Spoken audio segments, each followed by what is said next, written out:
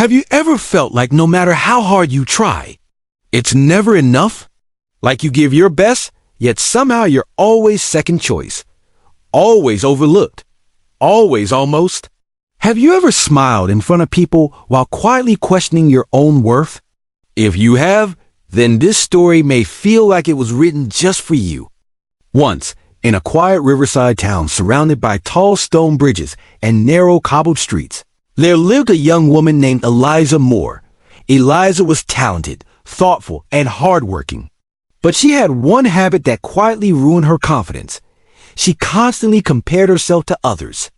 If someone painted better, she felt small. If someone spoke more confidently, she stayed silent.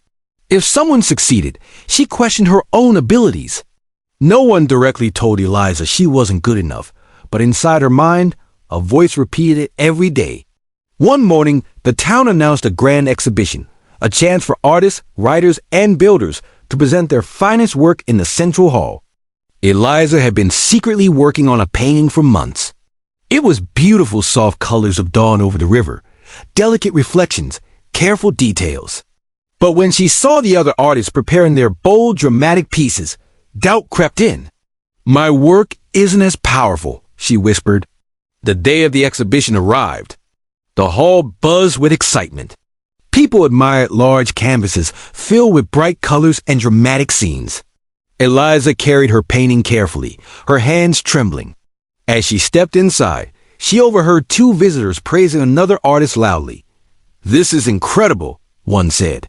"No one else can paint like this." Eliza's heart sank. Slowly, she turned around.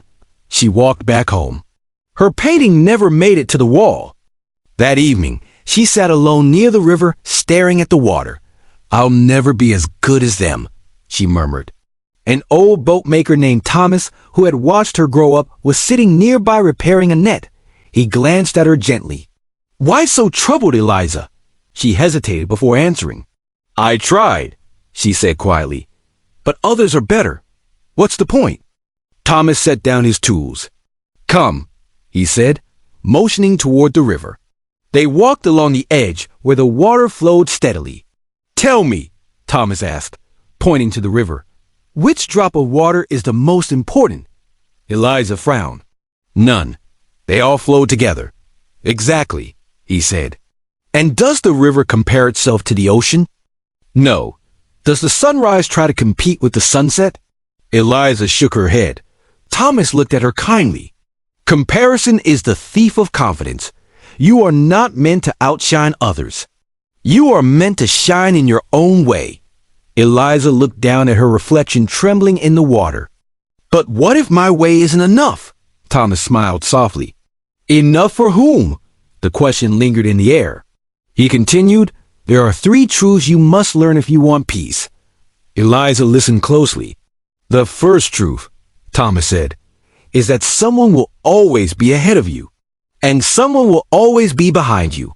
That is life. The second truth is this: growth is personal. The only person you must be better than is who you were yesterday. And the third truth," he paused, "is that the world doesn't reward the loudest voice. It rewards the consistent one." Eliza absorbed his words in silence. The next morning, she returned home and looked at her painting again.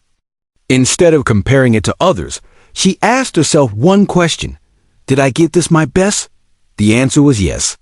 That afternoon, she carried it back to the exhibition hall. This time, she walked slowly, calmly. She hung her painting quietly among the others. At first, it did not attract a crowd. But something unexpected happened. An elderly couple stopped in front of it. They didn't speak loudly. They simply stood there, holding hands, staring at the soft sunrise over the river. After a long moment, the woman wiped a tear from her eye. "This," she whispered, "reminds me of the morning we got married." Eliza stood frozen. They weren't comparing her work.